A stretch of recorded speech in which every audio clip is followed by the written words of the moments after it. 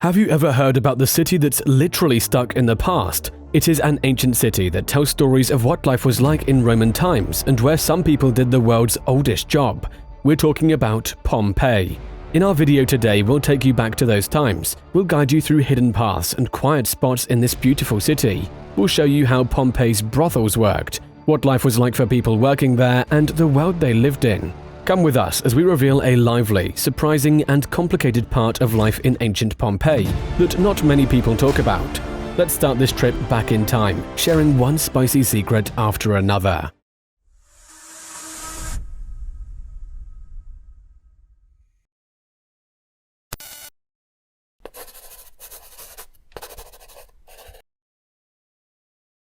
Before we dive into Pompeii's interesting past with the world's oldest profession, let's first quickly understand what Pompeii was like back then. Pompeii was a lively city, full of people and buzzing with life. It was founded in the 7th or 6th century BC and became an important city for the Romans. At its busiest, it had around 10,000 to 20,000 people living there. It was a rich city with stone-paved streets, large houses, and busy markets. The Roman Empire was known for being grand and fancy. From around 27 BC to 476 AD, big buildings, long roads, and lavish parties became popular.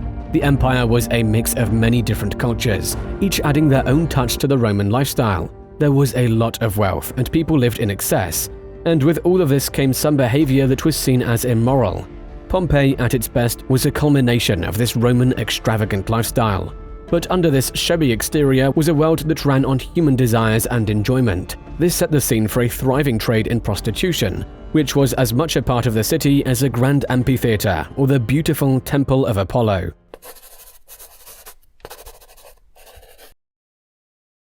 As we dive deeper into Pompeii's rich history, we discover the complex layers of its society. Like much of the Roman Empire, Pompeii's society was split into clear groups. At the top were the patricians. These were the rich and powerful people with political clout. Next were the equestrians, the well-off business folk.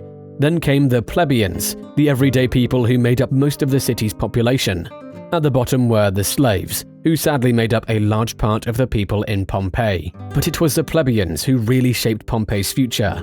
Even though they weren't rich or powerful, they played a crucial role in the city's money matters. Many of them were people with trades, shop owners and craftsmen. More importantly, they were also the main customers of the city's many brothels. Their wish for a break from the ordinary and a touch of the high life kept the prostitution business going strong. They were the reason why the city's brothels did well and became a hidden but important part of Pompeii's lively social scene. So the business of pleasure was actually a mirror of the city's social layers and a secret look into the wants of its varied people. This is a vital clue to understanding why the prostitution industry in Pompeii was so successful, helping us paint a picture of the world where this controversial business thrived in.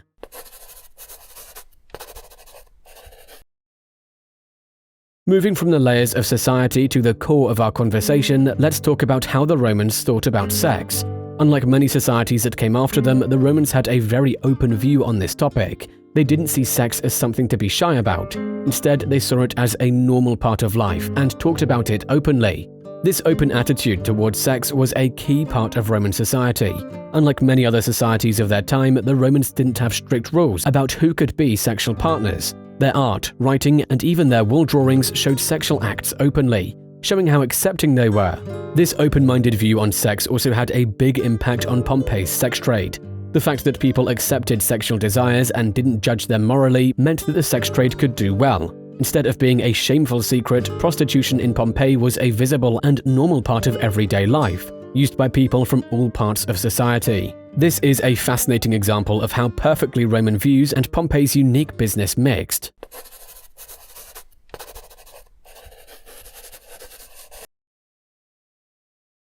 Prostitution, as we know it today, started to take root in Pompeii in the early times of Roman control. The business grew steadily, adjusting to the city's changing social and economic conditions. By the 1st century AD, it's estimated that over 35 brothels were working within the city's boundaries. This growth wasn't by chance, but because of a special mix of social, economic, and legal factors of the time. An interesting point is that Roman law actually helped the sex trade. Unlike in many other old societies, prostitution was not banned. In fact, it was treated almost like any other job under Roman law. It was controlled and taxed. Sex workers, who were mostly slaves or freed women, didn't have high social status, but they weren't doing anything illegal. These sex workers had to sign up with the city officials, who were in charge of public buildings and markets. Like any other worker with a trade, they had to pay taxes on what they earned. This official recognition gave the job an odd sort of respectability. The fact that prostitution was allowed and controlled by law meant it could work openly, which made it more visible and easy to access. As a result, the industry could grow and fit in easily with the city's commercial life.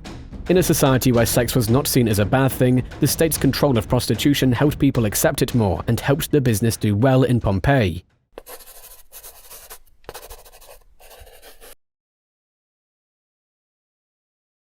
Now that we understand what the socio-economic environment was like, let's try to imagine life as a prostitute in Pompeii. To make it short, life was tough for them. Their day often started late in the afternoon, when their customers were free. They worked in small, dark rooms with stone beds, and their fees varied based on their age, attractiveness, and the special acts asked for. Even though they had a big part in the city's economy, these women, and sometimes men, faced a mix of acceptance and shame. On one side, their job was legal, controlled, and used by all classes of Roman society. On the other side, they were seen as infames, which meant people with a bad reputation, and had limited civil rights. They couldn't vote, marry a citizen, or wear the clothes of a respectable woman. Even with these hardships, they played a role in the city's life, adding to its unique nature and the wealth of its people. But their lives weren't only about struggle. They also had times of laughter, friendship, and even brief moments of love, as shown by some wall drawings found in the brothels. Their story, the everyday reality of the sex trade, helps us better understand the unexpected and surprising nature of Pompeii's prostitution business.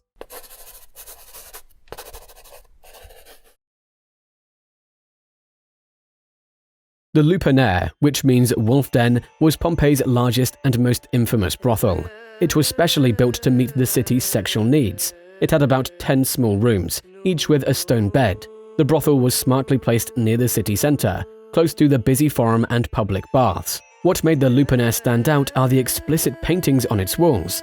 They weren't just decorations, but a visual list showing a variety of sexual acts available. Each picture showed a scene of physical desire, not shy about its explicit details, basically working as a spicy menu for customers to choose from. In today's world, such an open display of sexual service options might seem very shocking and unusual. The clear and varied erotic drawings, showing acts that are often seen as taboos today, show a level of sexual acceptance and openness that we don't see in our modern society.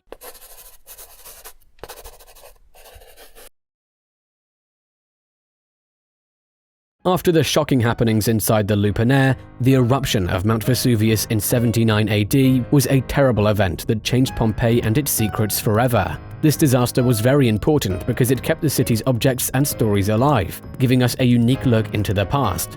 In that sad moment, everything in Pompeii was frozen, like taking a picture of that day back in 79 AD. Buildings, objects, and even people were caught in a kind of volcanic time capsule, kept safe under layers of ash and stone. This safety reached all parts of life in Pompeii, including the city's sex trade. As the quiet stones of Pompeii keep telling the stories of desire, it makes you wonder what other surprising truths are still under the ashes, waiting to be discovered. That's all for today's video. Don't forget to like, share, and subscribe to our channel for more amazing content. We'll see you in another great video soon.